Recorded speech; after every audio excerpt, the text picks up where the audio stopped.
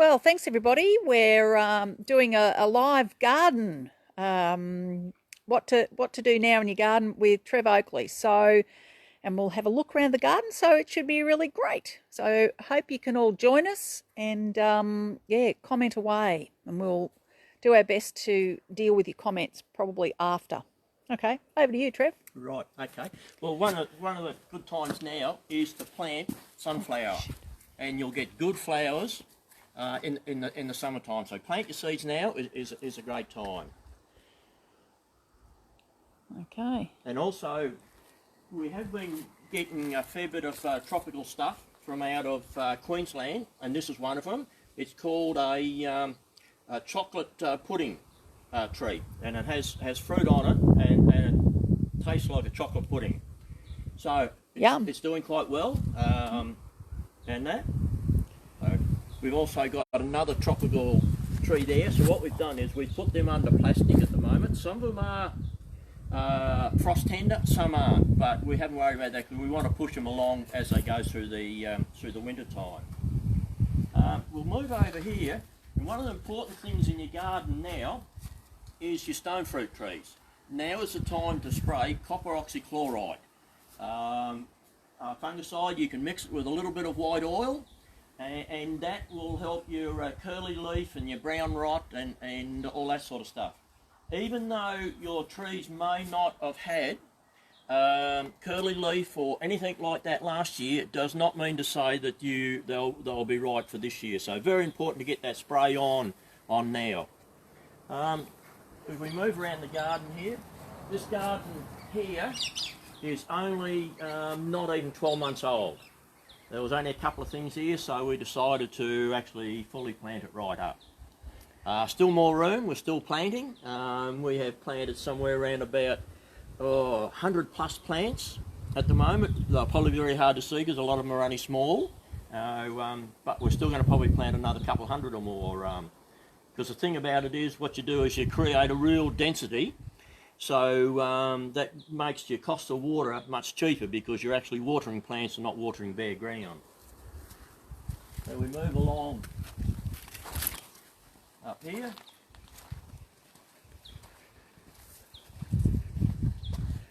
Now, some of the main things also now is that you can put, in that last rain, we put a little bit of superphosphate around all our garden, because plants do like superphosphate. Some natives may not, so you don't put it on real heavy, just a small amount. We're experimenting over here with a hydroponic system I've designed myself, which we're growing veggies in the winter time. We're just getting into planting it up now. I have quite a lot of other little plants that have got to go in the pots, ready to go in.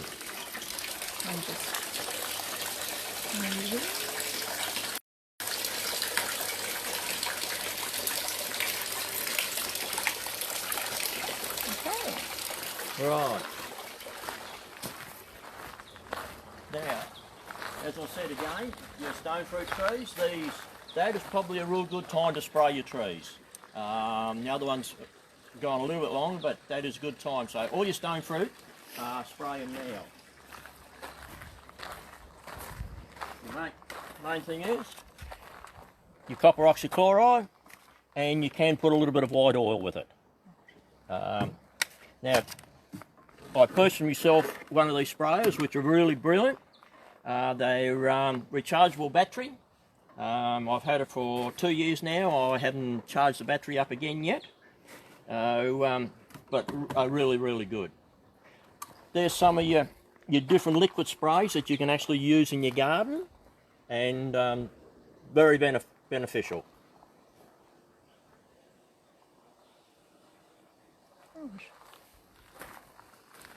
Now we're moving on to here. This here was originally our nursery, but we are now setting it up as a veggie garden.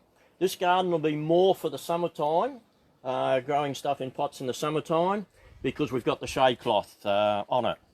Now what we're doing is we're growing them in pots, and they sit in water, but there are little holes there, so the water will only fill up to there if you get rain.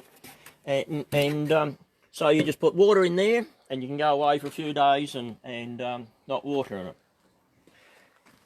But also what you do, With strawberries. Strawberries, is mix that in with your water, so that's actually feeding your plants as they're getting water, so very beneficial. We had tomatoes and that in there this year, did quite well.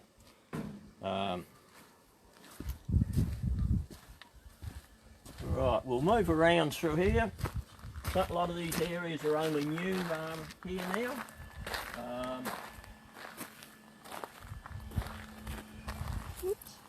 We have a mango tree over there. We have it under plastic. We have here, now I just can't remember without pulling the top off it. It's a native fruit from Queensland, and it has little black fruit, and the fruit actually grow on the trunk of the tree. And yeah, very nice. So we've got that, testing it. Good.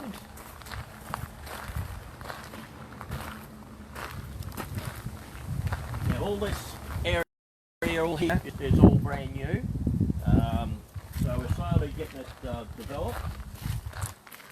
We have planted here a lot of Queensland grass trees, and also known as the black boys. Oh yes. Which had the kangaroo tail on them, and I actually grew them myself from seed. And yeah, going along quite well. Put one there, coming on. You are. I'll zoom in and you can see it. Yeah. There, like that. Now they say they're very slow growing, but that's incorrect. They are actually a fairly fast growing shrub, and in comparison, and they'll actually flower fairly quick. The main thing is that you keep the water up, and that's the same with all plants.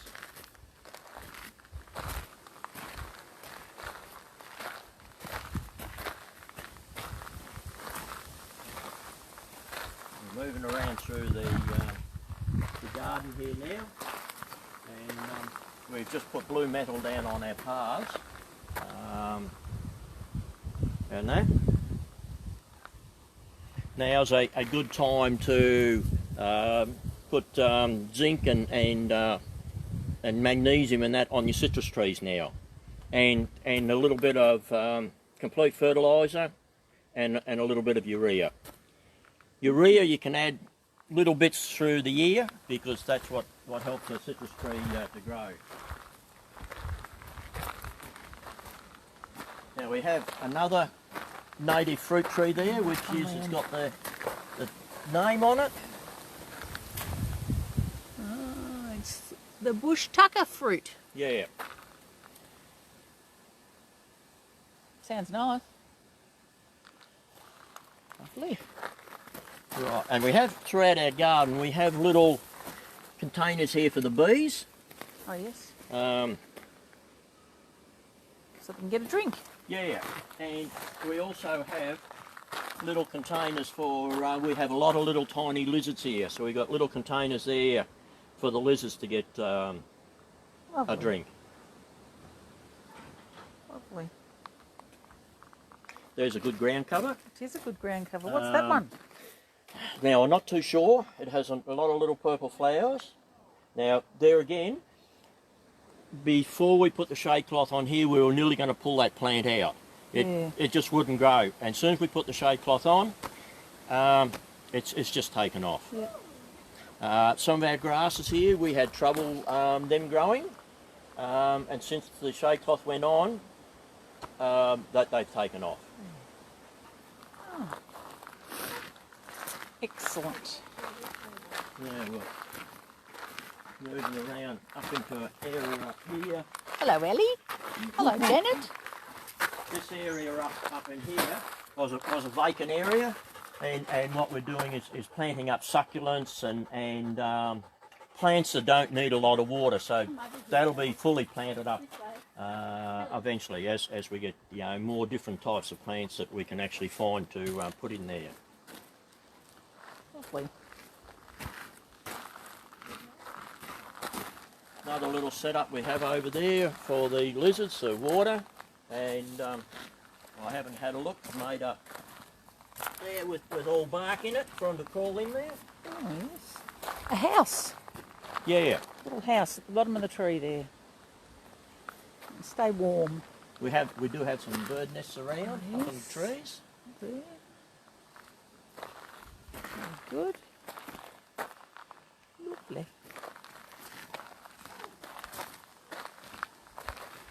You got many bulbs planted, Trev? Yeah, there is quite a lot of bulbs planted, and some of them are just coming up now. You'll sort of see them coming up, and we'll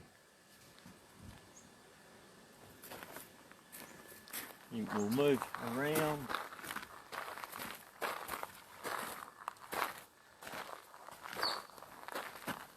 In the area up here. There's a good little ground cover. Doesn't take much water. Oh, yes. But we have one over there. The mealybug got into it, so we're actually going to pull that one out. It may come back, but we'll pull it out. And that's a curry tree. That one there. Yep. Got a picture of the action over there. I will. Yep. How you going, May and Jan and Kim? Look, there's a magpie. Oh, no. Yeah. Just a tricky one. Yeah. The hothouse, we've got new plastic coming for that. We'll probably turn that into a veggie garden. Lovely. You can also do a bit of pruning with your trees, trim them back a little bit, which helps them. And we'll go around the corner here where we're setting up another little veggie garden. Just starting to get it planted up with more cabbages and that over there. Cabbages and collies and Some onions. yeah, onions. Lovely. Mm-mm.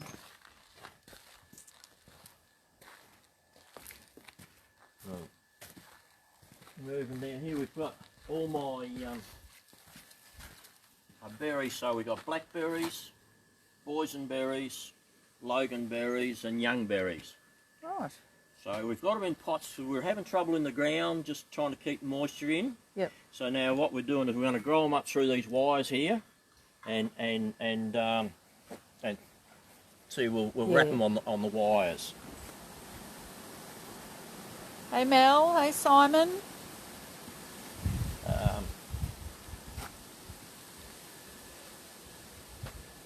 Now we have a bird beautiful nest big fern tree. here, which is done. Oh, sorry about the camera work. I'm not very good. Oh, yes. Bird's nest fern. Yeah. Look at Head that. in the ground, not doing real well. So Sorry, we I'm in put a in this pot, and they'll basically nearly live in water. That's why they really do well in pots. Yeah. Yeah, you can just pour the water onto them, and they just love it. Very good. And it's like this other fern here. This one here has done really well. We have taken that many ferns out of here and planted again, and it's just gone back again. Just Look at growing it. back like that. Yeah. It's ready to take another heap out of there. So there again, growing it in a pot where they do like. But we also do use a bit of palm and fern fertiliser, Right. and that's important. They still like a bit of fertiliser. Yep. So Excellent. we have a bay tree there. Oh, yes. This one. That one just there, the big tall one, that's a Oh, bay good. tree. The other one over there is, this one over here that's the bay tree. This one here is your the bay tree. sandpaper fig, which is Oh, a native Right. fig. We have two of those trees, and they're doing quite well. They haven't been long planted out.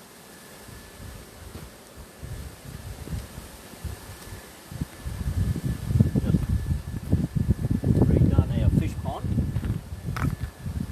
I don't know whether you can see the fish in there. Let me see the fish. they're very tiny, but I'm not Yeah. sure whether you will see them. Look, there's one. Well, he's not actually tiny. Yeah. He was moving up there. One of the important things with a good fish pond is filtration. Like we have sort of water aerators, but we also have a big pump, which is pumping back under there, so it's pumping the water. But also regularly we put fish pond clearer and algae in it on a regular basis, and you'll keep it nice and clean. This last time when we did it, we actually took it out and we put stones in the bottom, because fish do like stones in the bottom. To hide him.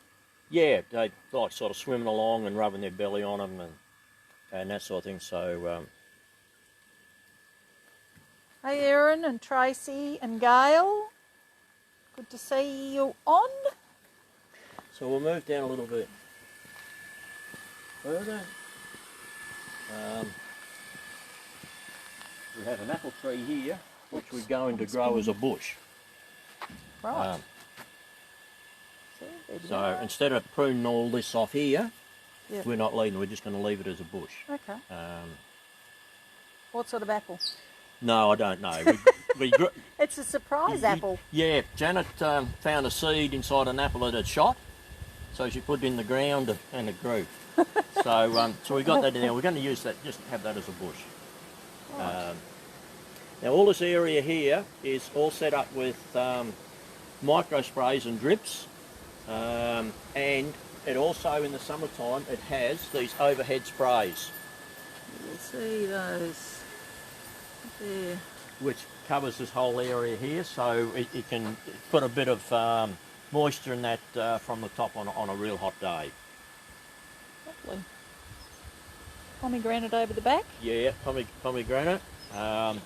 And by using drippers and micro sprays, our water bill in the summertime to water from our front right through to here was $660. And that's how much? $660. Gosh. So you can have a nice good garden if you do water efficiency. Look at this one over here. I don't know what that is. What's that one? is a. There you go. For those of you who want to know, that's what it is. Yeah. It's very cool. I like that one. You can. Looks quite tropical. There's another. Yeah, they are bromeliads. Yes, they Now are. you can have that as a climber, or you can have it as a ground cover. Oh, okay.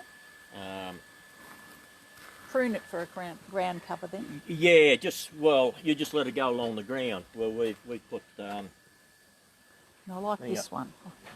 That's, Look at that one. That's a sedum morganium. Yeah. That one of them. Yeah, I like that one. I've got a few succulents, but that's not one of them. Yeah, and a staghorn. Oh, hellebores. Yeah. There you are. Yeah. And staghorn. Yeah. Look at that.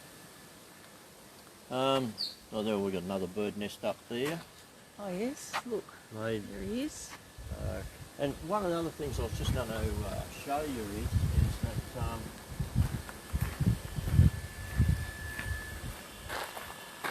that's a honey eater feeder, which I haven't put the stuff in it as yet. That little bottle hanging there, folks. And it has little flowers down on the bottom of it there now.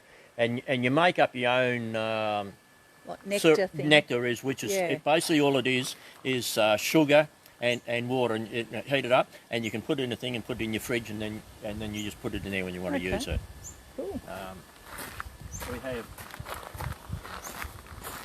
a little native bee thing. Oh yes.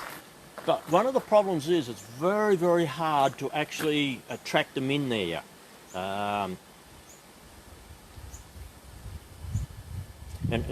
That one's a native bee one, but also all different other insects that actually can live in the side there now. Yeah. I don't know whether it's going to work. It's a feature in the garden. Yep. So See how it goes. yes, yeah. Very good. So that's, as I said, we intend planting up probably another 100 more plants or more. Basically what we're looking for now is plants that we don't have in the garden, and a bit of tropical stuff and that type of thing. So it's what we want to plant now. Stuff that's not sort of in the area here. Yep. It grows. If it doesn't, it doesn't. You don't know. But and that's one of the reasons why you'll see a lot around here that we have plastic over, which it doesn't have to. But what we want to do is push them along in the winter time. Yeah. So like Janice just planted that. And so in the winter time it would be slow going, but with that plastic on, by summertime that'll be nice and bushy. And where do you get your plastic?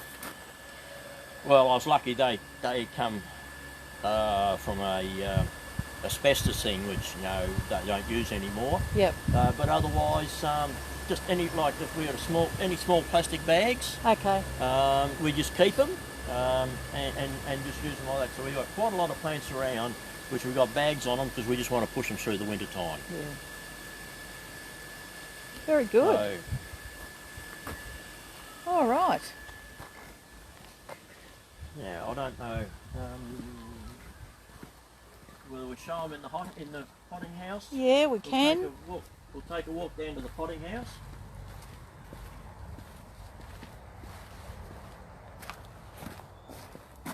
Got about 10 minutes, Trev. Right, okay, we'll move down into